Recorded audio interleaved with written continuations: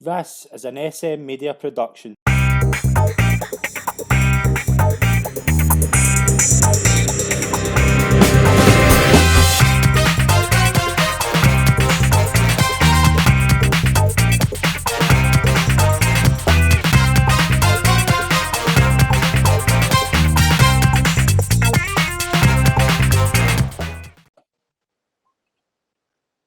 Hi everyone, and welcome to episode 3 of SM Media's Road to Cheltenham 2022. I'm Scott McPike. It's delighted to be your host as always. Joined as always from the Scottish Daily Mail, Calum McClurkin. Calum, how are we? All good. How are you? I'm all good. Yep. Another exciting week to look back on, Calum. It's been one of those weeks where a lot's happened, but it's been like nothing really major Cheltenham clues, has there? I don't think so. I think the next week, the November meeting and the Morgiana at Punchestown will probably reveal a lot more than last week. There was a lot of withdrawals. I think done quick everywhere as well. So yeah, in terms of Cheltenham, probably quite thin on the ground. Maybe a few nuggets, but it's still really early days. So they might progress from there anyway. Yeah, definitely. We'll run through the horses that caught my eye over the week in the recap in a couple of minutes. But we'll start with the fan questions we've received. First things first, have you given up on Tyne Hill after his run in France on Saturday? Calum, it was obviously, Tyne Hill obviously ran in the French champion hurdle over 3 miles, just didn't really suit him at all. There was a lot of things went wrong. I don't know if I've given up on him for the stairs hurdle, but I would like to see him again. Obviously, the long walk's a big clue if he bounces back, but it wasn't great, was it? No, I wouldn't entirely give up on him, partly because they took a risk with assignment and it went wrong, and they were chasing prize money really. Ultimately skipping Newbury. You'll probably come back the long walk hurdle at Ascot, and I think you probably know your answer there. Partly I would forgive him because the stairs hurdle division still looks rather weak, and it probably was weaker last season because a lot of horses that you'd like to stay in go novice chasing or going elsewhere. Paisley Park, for instance, 10. So is Sire de Burley, Flooring Porter fell. Classical Dreams, the one that you'd think come in, but did he just pick up a prize because he was fresh at Punchestown in a weirdly run race, from a long absence? I think you're scratching around like horses like Buzz, and that's kind of really it. So no, not entirely. He's still young enough. He'll turn 8 next year. Still young enough to turn it around. He does have his fragilities though, and obviously missed the festival last year. So would you trust him overall as a horse for his well-being to get to the festival? Have doubts. The French race, the French hurdles there are kind of different from our hurdles. You can kind of flip over them. They have Birch. I think the first time he touched it, he just absolutely hated it and spat the dummy out a little bit.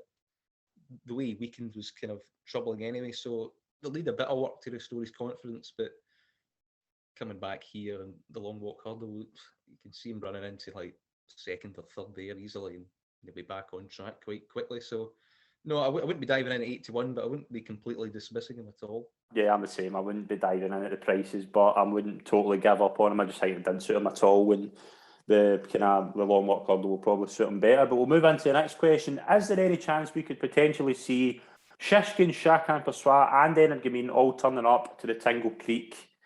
Calum, what's your thoughts? I think the likelihood is that you'll see 2 of them. I think Energumene will stay in Ireland and Chacun Persois will go for the Tingle Creek clash with Shishkin potentially. That seems to be the logical thing, and the idea that Willie Mullins is leaning towards. So I'm going to see a clash of sorts. It does suggest that maybe that Energumene might be Mullins' number 1 over Chacun Persois in terms of Cheltenham and avoiding the English challenge. Yeah, I think they'll definitely keep Chacun Persois and Energumene separate for as long as they can. I think Shishkin versus Chacun could be a really good race. I think it could be ideal for Chacun Persois to maybe get back on, obviously, that track. And Energumene, we know what he can do. I think you would maybe see him turning up in maybe like a Hilly Way or something like that, like something maybe in a couple of weeks just to get him. Because then again, we haven't seen him since he was out injured, so there is that fragility. Is he back to his best? So it's going to be interesting. I don't think they'll run Energumene against the kind of big dogs until they really need to.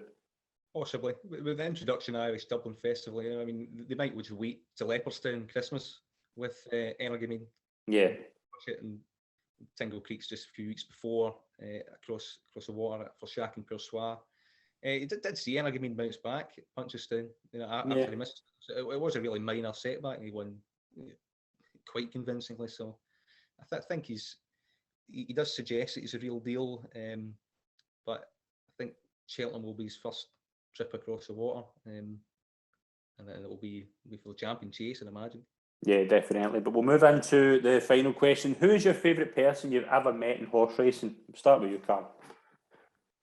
I haven't met many. I just normally sit here and punt a lot on it. Going to probably Lysandra Russell's yard, been there to do a feature with One for Arthur. And the setup there is great, and she was very nice and obviously very knowledgeable. And partner Peter Scudamore as well. Got a great operation up there. And they're probably expecting a few big things as well this season, with the likes of Mighty Thunder and Hoist Senior really kind of setting a standard there. So they do really have some nice horses, and they'll sell a couple as well a few years ago to Nicky Henderson that have flourished. So they do really well with the recruits, from the point to point background in Britain. It's a really good setup there.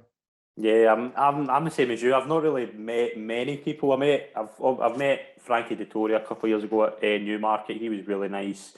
I met McCoy years ago. I've not really met anyone. I think the closest I've ever been to talking to a trainer was the day we sat with Kim Bailey.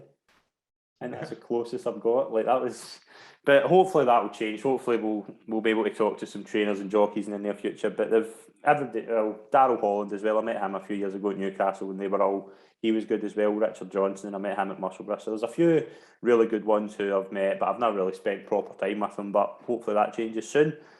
And that is our questions, and we are going to move into the recap for this week. There's a lot of horses to get through, maybe not as many Cheltenham clues as we thought we would get, but we'll start off on Tuesday at Exeter, where Eldorado Allen beat Hitman in the Haldon Gold Cup.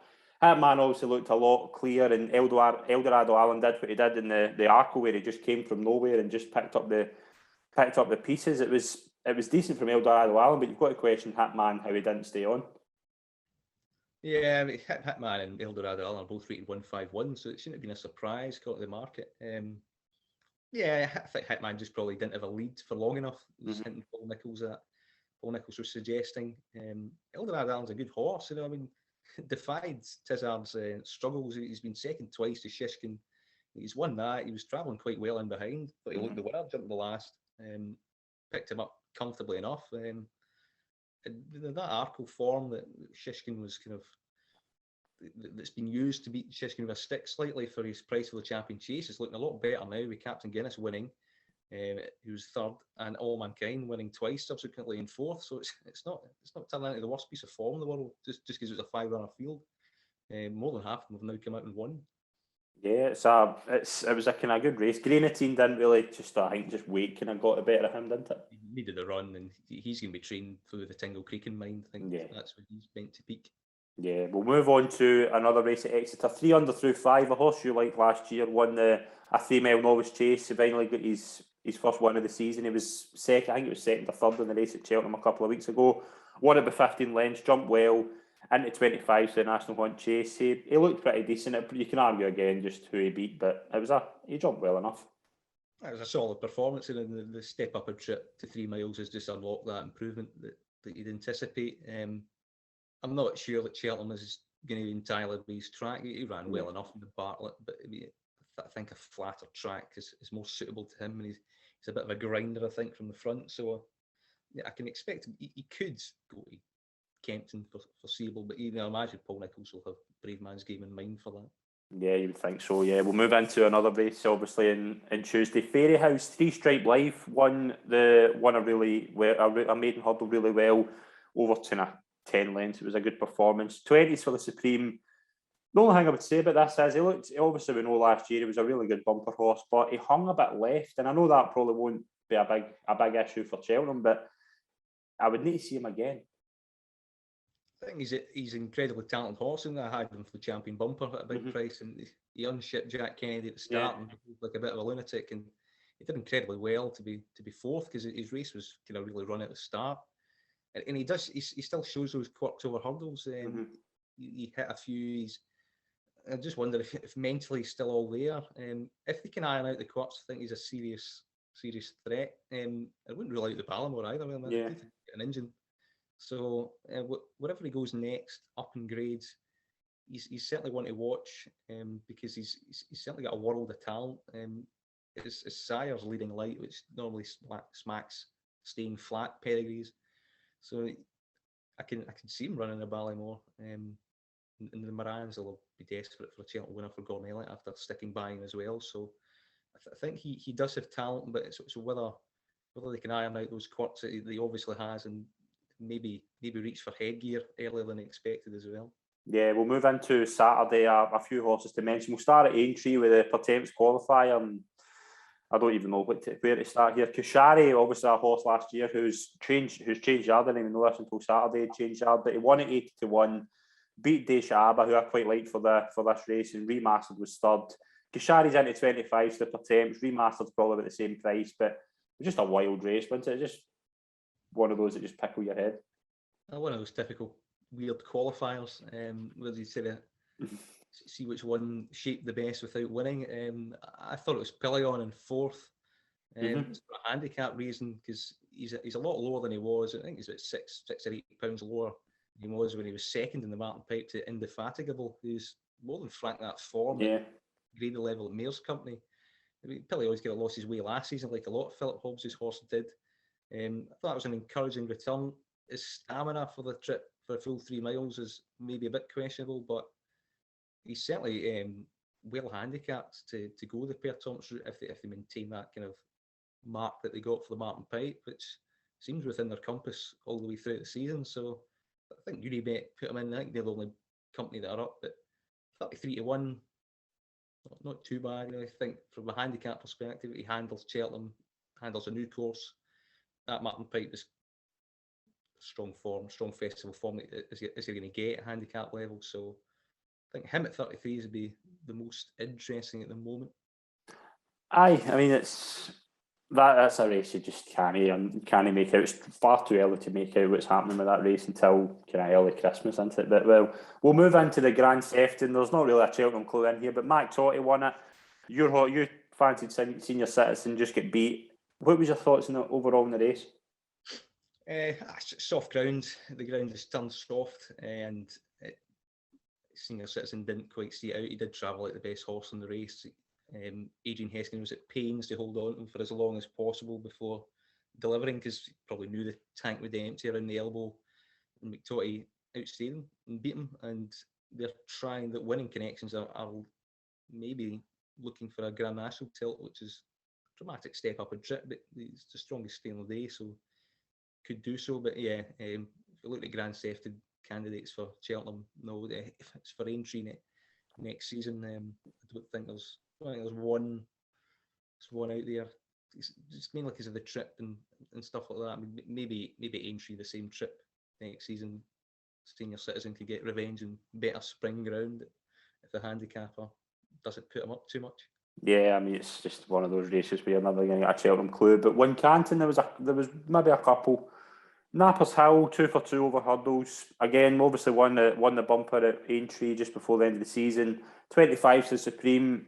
Jumps okay, isn't brilliant. Obviously, get quite novice-y, but I'll need to prove. But again, just another kind of decent performance in these maiden hurdles.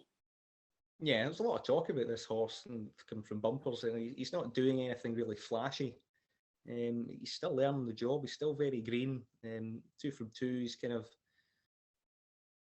his jumping isn't the cleanest in the world, but again, a bit like Three Stripe Life, I think there is some talent there. It's just whether we can mature him in time as a novice hurler to take top rank. That's the question at the moment. We'll have to wait and see. Yeah, we missed out one, in Friday at Warwick. In this world for the Skeltons looked really, really good. 14-1 kind of justifying kind of joint favouritism for the triumph. He's obviously beat Phil Dor, who we talked about last week in France last year. This was impressive. This was a decent performance. Yeah, I prefer Phil Dor though. I just thought he hit a couple and the race kind of did fall apart a little bit. He looked better as the race went on, as you'd expect from juveniles. But I just thought Fildor was a lot more polished and a lot cleaner on debut anyway. And if you offered me 12-1 both, I would take Fildor at the moment. Yeah, I think Fildor looked a bit more flashier, but I think in this world maybe is a bit more kind of stamina and just looks a bit more. It looked as if he was winning going away, so it could potentially be one to keep an eye on. But we'll go back to Wincanton. The Bravemans game obviously missed the grade 2 there at the Novices Chase due to the ground, but Captain Tomcat beat Mick Pastor. Again, these are two horses who are never going to win at the festival in a graded race. But first of all, Bravemans game, obviously it was an understandable decision with the ground. Yeah, had to do it. Trip's a little bit short as well for me. I think he'd be keen to step him up to 3 miles. Whether he wait for Kempton or not, or go somewhere in between, I'm not so sure. He's obviously fit enough. He's already had a run, so they'd probably be keen to get him out before then. Yeah, he does have the world at his feet at the moment, and can understand why they're being a little bit cautious when an unsuitable assignment doesn't really tempt them. Yeah, what was your thoughts on the race? Captain Tomcat beat Mick Pastor. Is there anything for Cheltenham there? Mick Pastor might be one for a grand annual, because he'd better have gone left-handed. He made a lot of mistakes, jumped to the right. I do think a track like Cheltenham will be a lot more suitable. He needs to get back into form, though. He's threatening to lose his way a little bit, but in return, your mark does slide if that happens. So get him back for spring. And Paul Nicholls does like to target the grand annual a little bit. Yeah, could be one for that. Yeah, definitely. But we'll move into the elite hurdle. We thought we were going to see Goshen. He obviously was another one who was ruled out due at the ground. So Royal won easy enough. You'd imagine he'll maybe go to the fighting fifth the way he did last year. Yeah, it seems to be the plan from Alan King. He just needed to turn up to win that race, really, and run to his mark.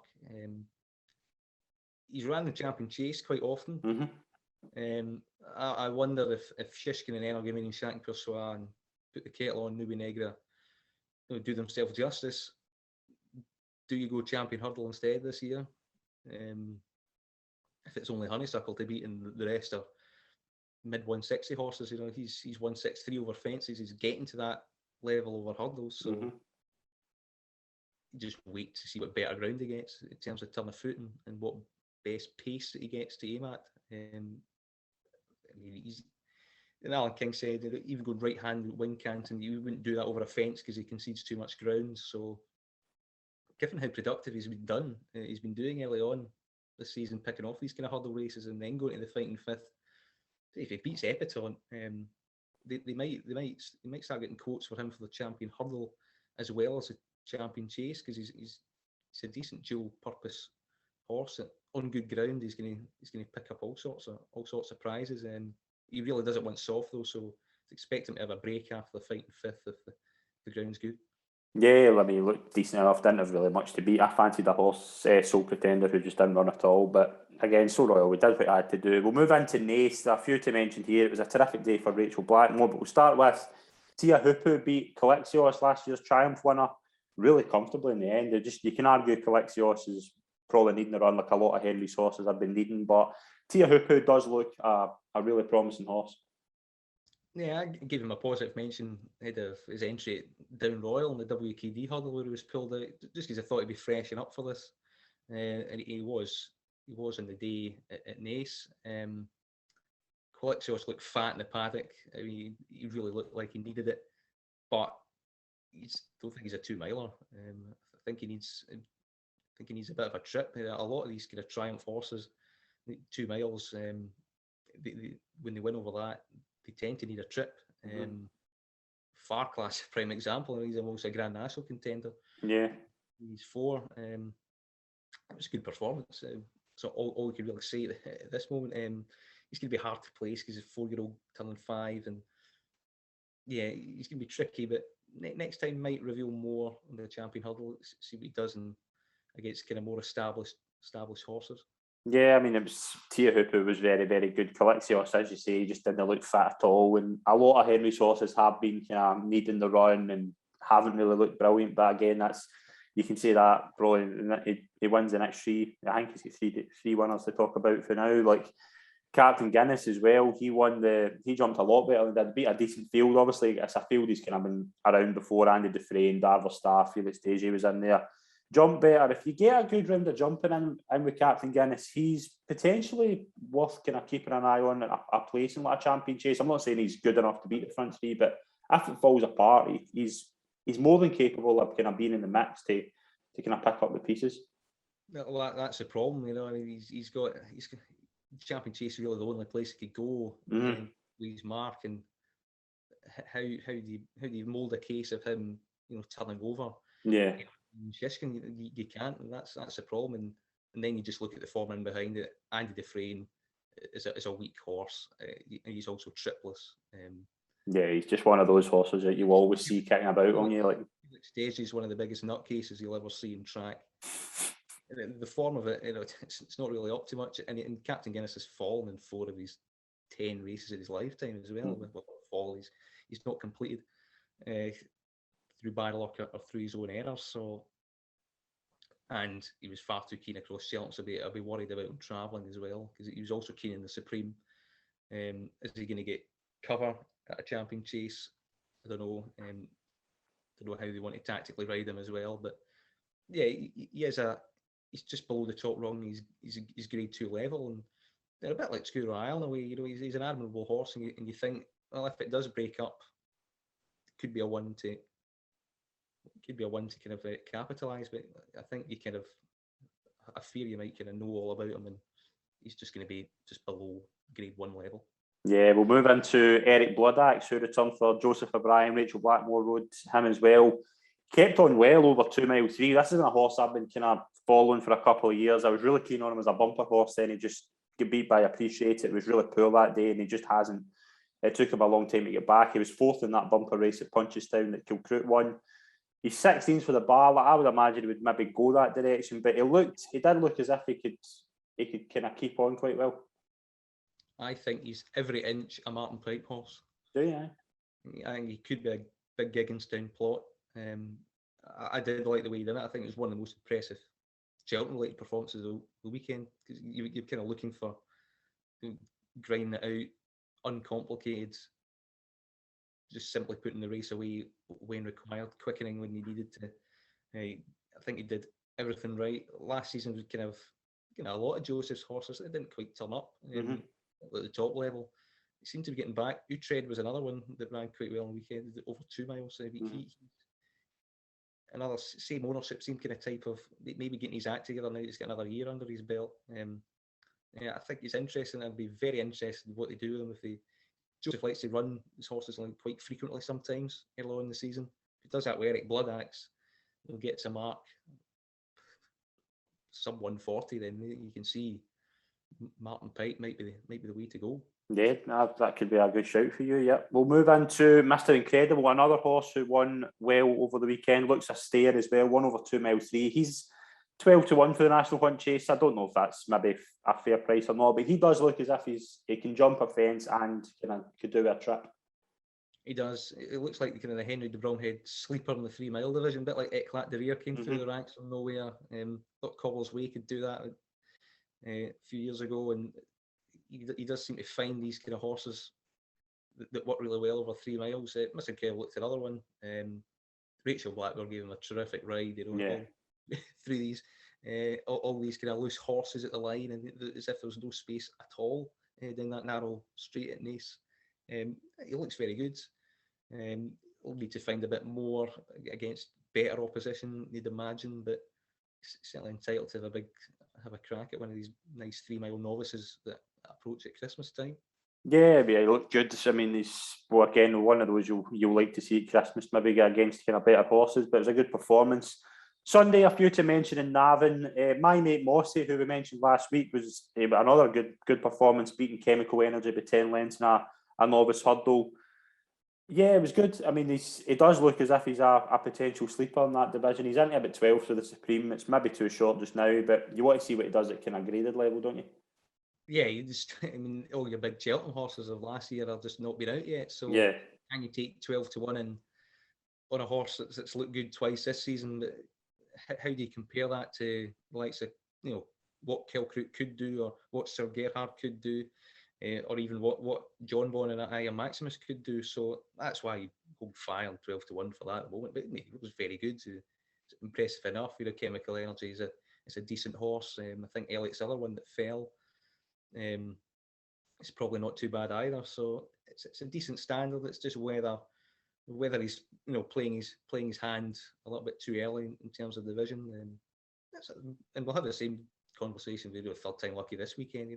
He's probably going to win at Cheltenham this weekend, and he's also in 10-1 for the Arkle. That's very good, but we know Fernie Hollow and Appreciate are significantly better hurdlers. So if they're significantly better chasers, 10-1 for him and Arkle looks terrible. If they're not, 10-1 Arkle might be pretty good.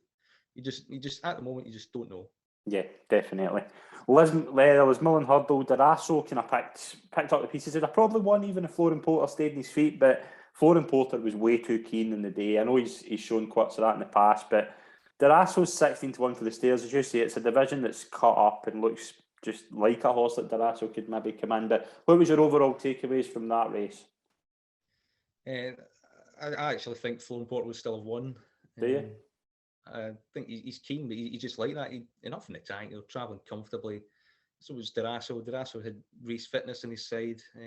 Sardabella kind of plodded on in behind. Darasso's only rated 148. I don't think he's good enough personally. Cheltenham, but the Stairs Hurdle division keeps sliding away. Then all of a sudden they might have a look at it.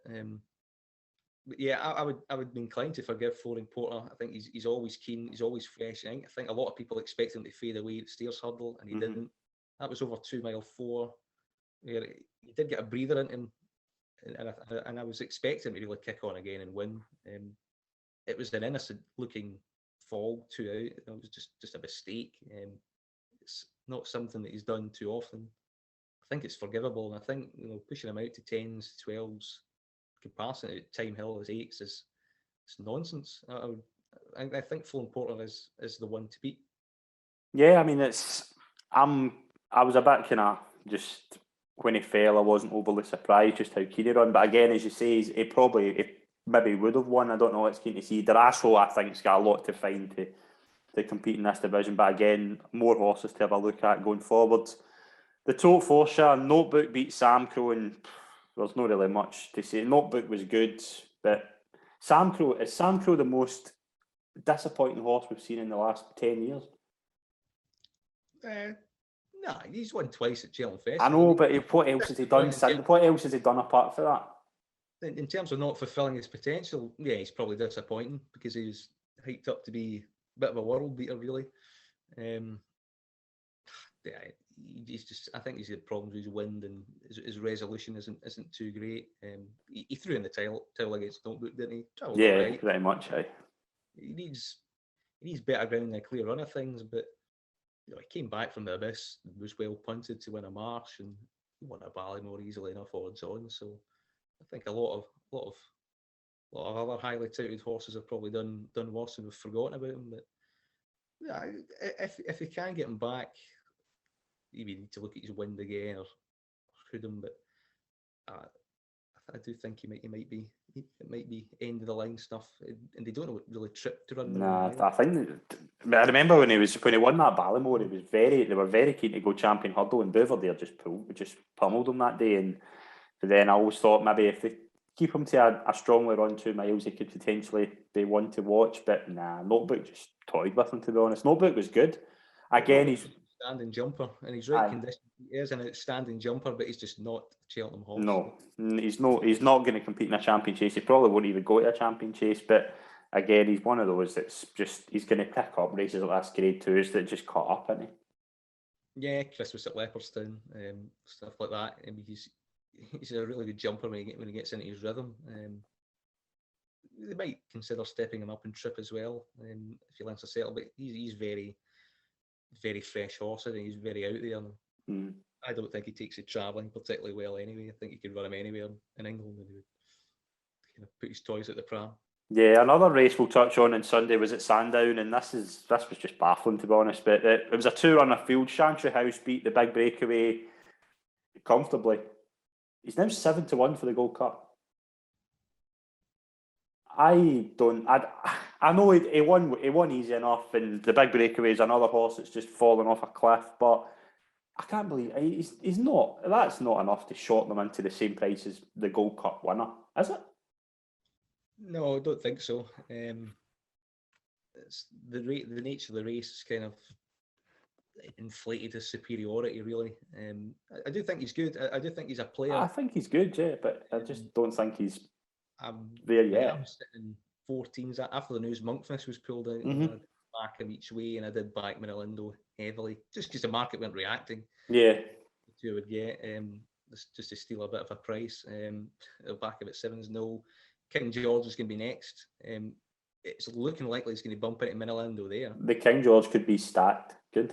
If they all turn up, it could be it could be the race of the year. And the Obo, they look 4 confirmed possibilities there. So that is going to be the race that's going to tell more. The concern is he's going to come from a Mickey Mouse race, really. Yeah. Against a big breakaway who, was at his worst. His trademark worst of poor jumping and hanging around and a bit ungenuine, to be honest. You're throwing Chantry House now from that straight to King George. It's supposed to be a stepping stone into open company, that race. Mm-hmm. To me, it's looking a bit of a waste of time. It only gets 4 runners on average all the time anyway. Yeah. So it's obvious that there's too many of these races and too many options for horses to dodge each other, and it might be.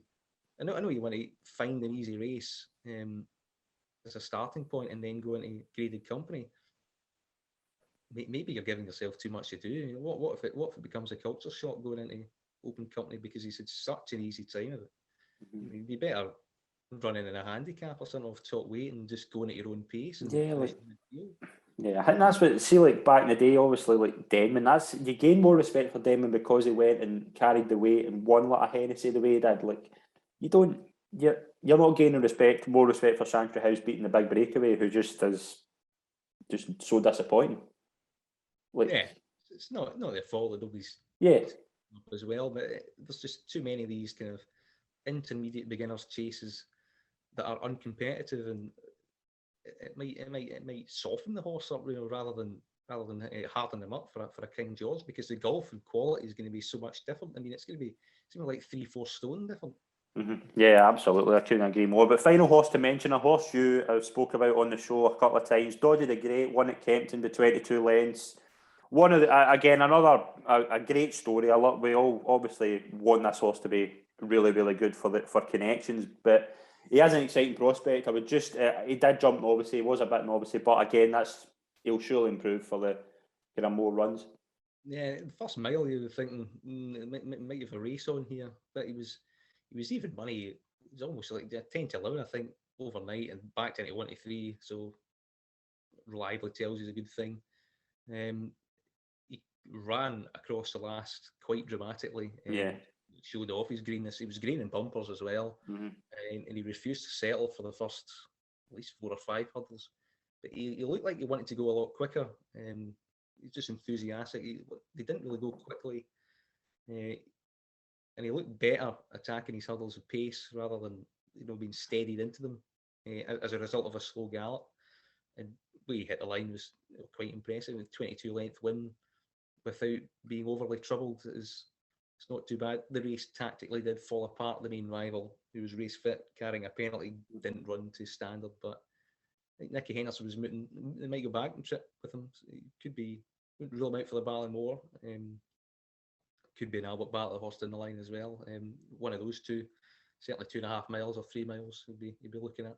Yeah, he looked good. I think he will improve for it. But again, that's the kind of nature of the now. We're keen to see more horses kind of going forward and kind of better company. But that was our recap for this week.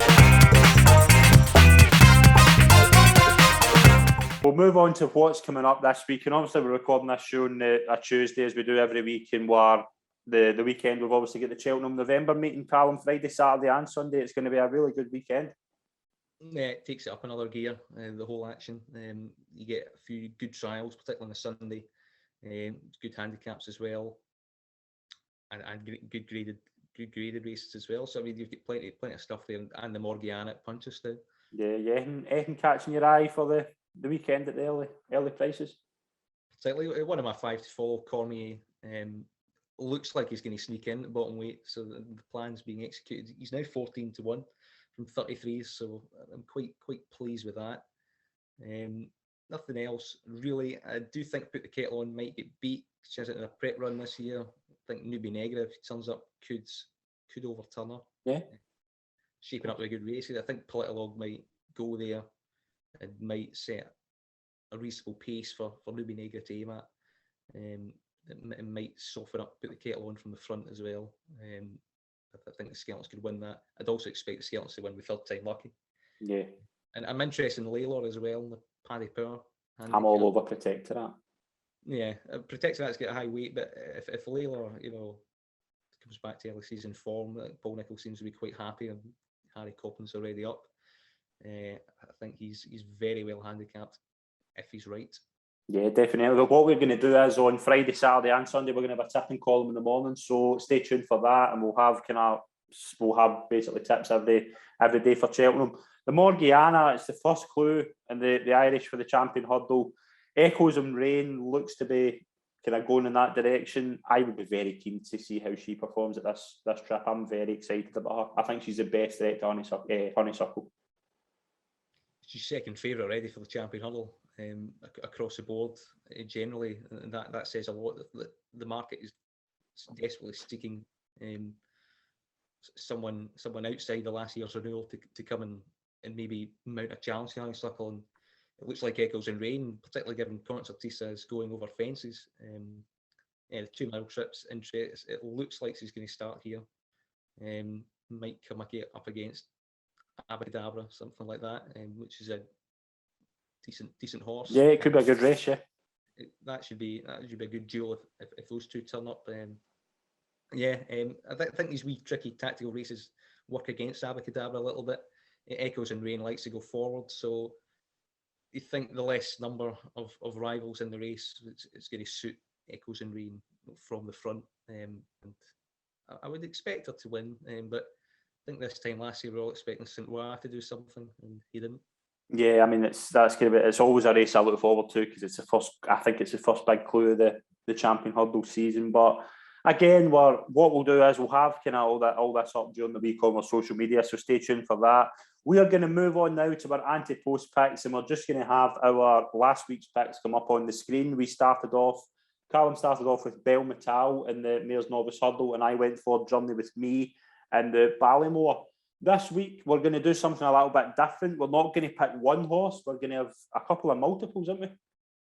Yeah, I'm going to have my lucky 15 that people have been badgering me for after last year's effort. On you go. You kick off, and I've got a wee treble, but you kick off with your lucky 15. Yeah, the first leg of it on the Tuesday, the Mayor's Hurdle is Tell Me Something Girl. Okay. 8-1, generally across the board. I think she's definitely going to run here. Mayor's Novices hurdle winner, stayed on best. I think a step up and trip will make her improve. Concertista's going over fences. Black Tears is in foal and retired. That's 2 really serious market rivals that are still in the market in some places, gone as main opposition, and Echoes and Rain could be a champion hurdler. Yeah. So that's 3 of them gone. If that's the case, and the rest in behind are a bit much of a muchness. And she was well on top in the novices division in the big race last year. So she's got a lot of lengths in hand already from what's meant to be the perceived best bunch of novices. I think she looks 8-1. I think it's more than fair. I don't understand why she isn't clear favourite. Yeah, what's next? On the Wednesday, it is Galloping des Champs in the Festival Novices. Okay. Race. Brave Man's Game's already set a decent benchmark, but I think from the Martin Pipe up to the 3 mile division, I think Willie Mullins had Monkfish that came from the Bartlett. I think that the way the Bartlett panned out and the way Galloping des Champs won, it punches down. He'd probably won the Bartlett if he went there. He was just way too well handicapped to ignore the Martin Pipe. He won quite comfortably from a well handicapped Dan Skelton horse, I would say, in Langer Dan. And I just think he's going to improve for fences, and like they always do, kind of the bloodline really convinces you. Classical Dream's going to be the one that stays over the hurdle trip, he's going to be the one that's going to go over fences, and I think he's going to be quite hard to beat. He's been nibbled at for 20-1 Ante Post over the summer, so I have to have him my lucky 15 multiple on day 2. Very good. Who's next? And the third one's Flooring Porter in the Stairs Hurdle. Okay. At 10-1 generally, just to keep it some decent prices. You could go for Shishkin and Bob Ollinger and Honeysuckle and state the obvious and Kilcruit and stuff like that. But you want kind of some dream work value. He's still got age in his side. He's a defending champion. I know he fell Saturday, but the trip was too short. He was still travelling well. I know he's keen, but he's always keen. He's always fresh. And I would have more questions about Time Hill over the weekend than Flooring Porter. And they're still the two that comfortably set the standard. Paisley Park's 10. Looked on the decline at Wetherby, even though things went against him. Sadly, Belly kind of plodded on to his mark, as Mark would suggest.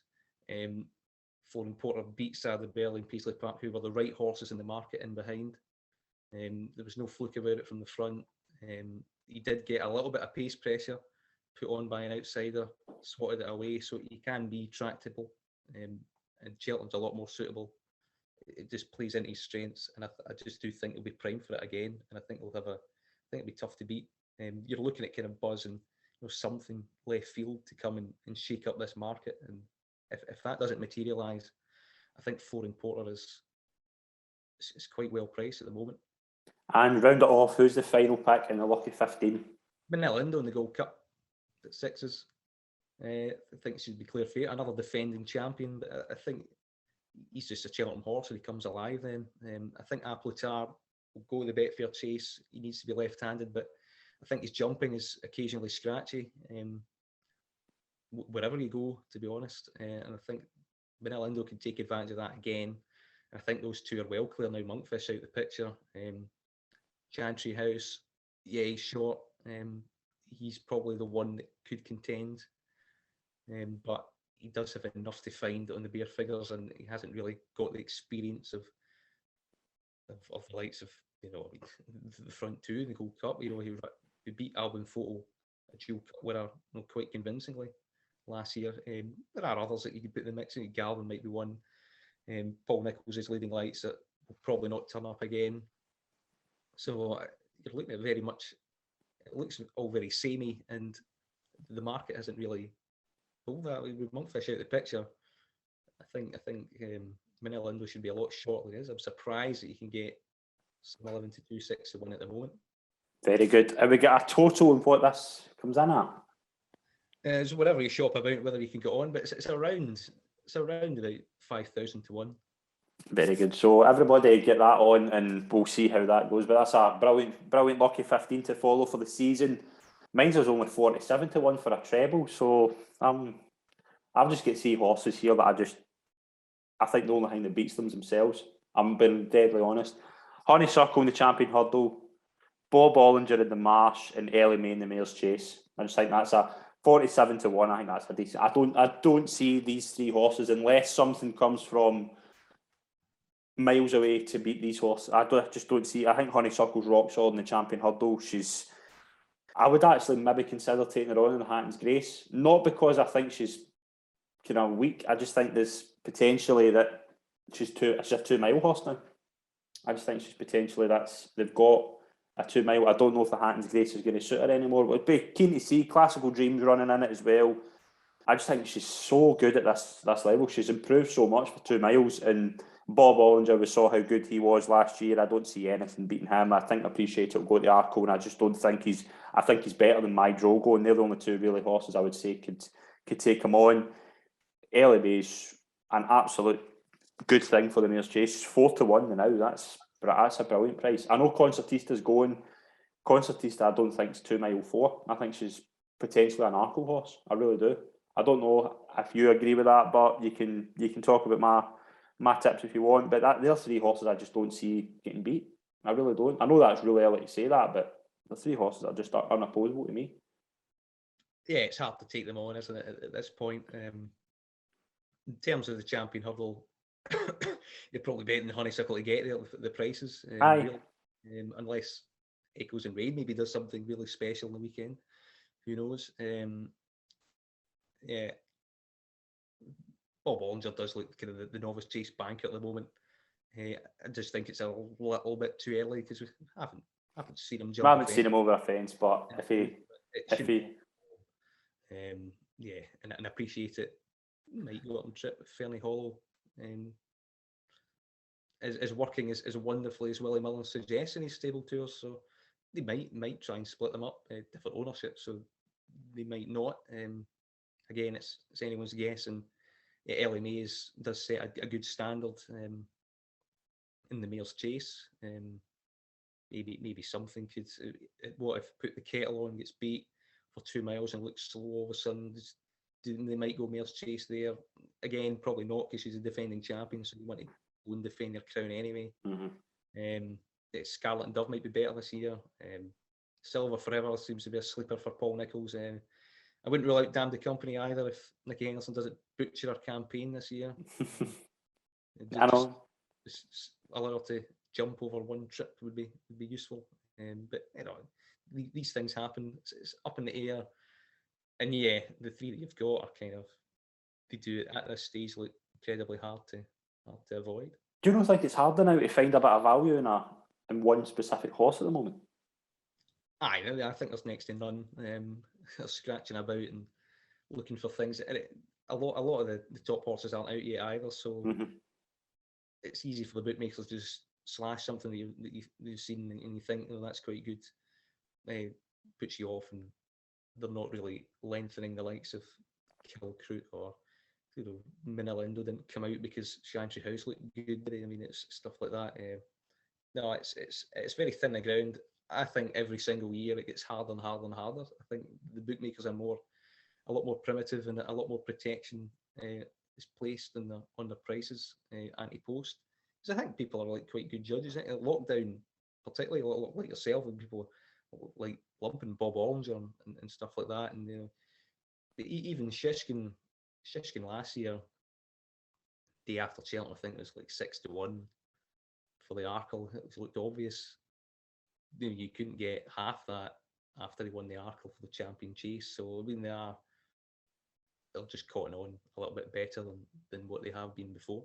Yeah, absolutely. I think you've kind of hit the nail on the head when it comes to that. But we are going to wrap up the show there. That is our picks for this week. We'll hopefully be back next week with 2 single horses, and we'll kind of get back to our normal. But we've changed it up this week. We're going with the multiples, and we're going to get big winners in there.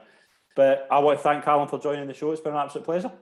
Yeah, pleasure as always. But thank you very much to everyone that's tuned in. Please follow our social media pages on Facebook, Twitter, all the usual places. You'll get our columns Friday, Saturday, Sunday, and follow us on YouTube, podcast channels as well. Thanks very much. We'll see you soon. Cheers.